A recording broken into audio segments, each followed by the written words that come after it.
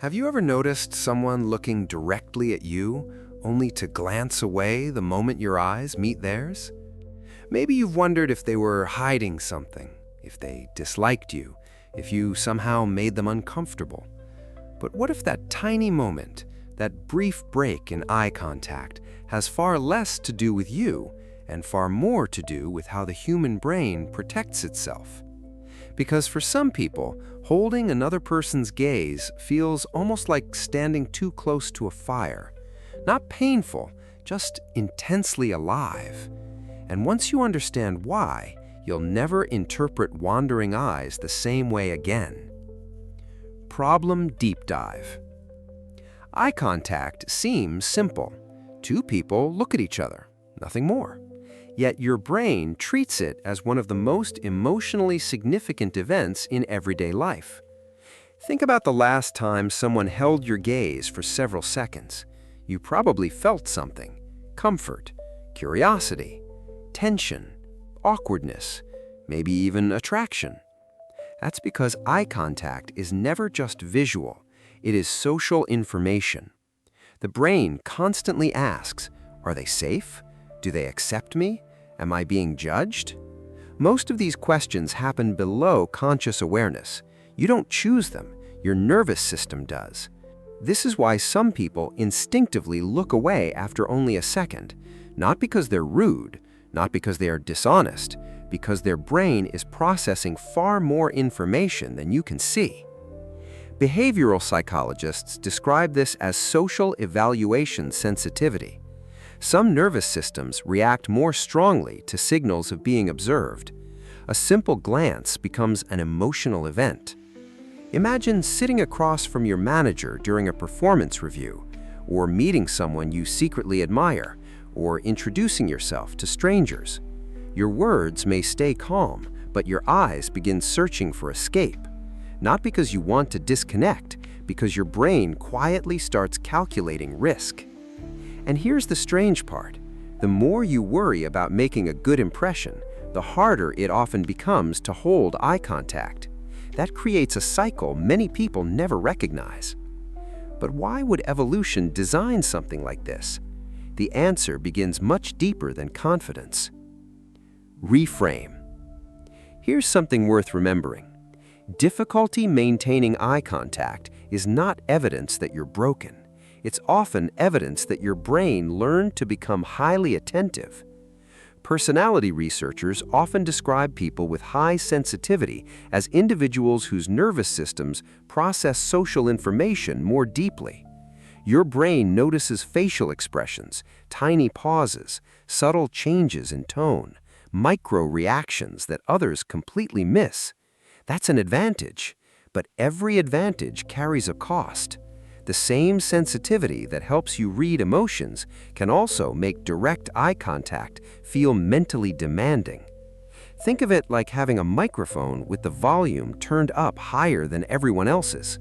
You hear details others ignore, but loud sounds also become overwhelming. Eye contact becomes one of those loud sounds, not because your eyes are weak, because your social brain is exceptionally awake. And once you understand that, another fascinating question appears. What exactly happens inside the brain during those few seconds? Psychological mechanism. When someone looks directly into your eyes, several systems activate almost simultaneously. Your visual cortex processes the face. The amygdala rapidly evaluates emotional significance. The anterior cingulate monitors social conflict. Meanwhile, networks involved in understanding other people's thoughts begin predicting intentions. All of this happens within moments. Imagine an airport control tower. Every incoming plane demands attention. Every signal must be coordinated quickly. Eye contact is like multiple planes arriving at once. Emotion, attention, memory, prediction, self-awareness. Your brain briefly becomes an air traffic controller managing dozens of signals. Now imagine that control tower already handles information very intensely. It becomes easier to redirect attention by simply looking away. Looking away isn't always avoidance. Sometimes it's a neurological pause button. Here's another mental model. Think of attention like the brightness setting on a camera. Most people automatically adjust exposure. Highly sensitive brains often receive brighter input from social situations.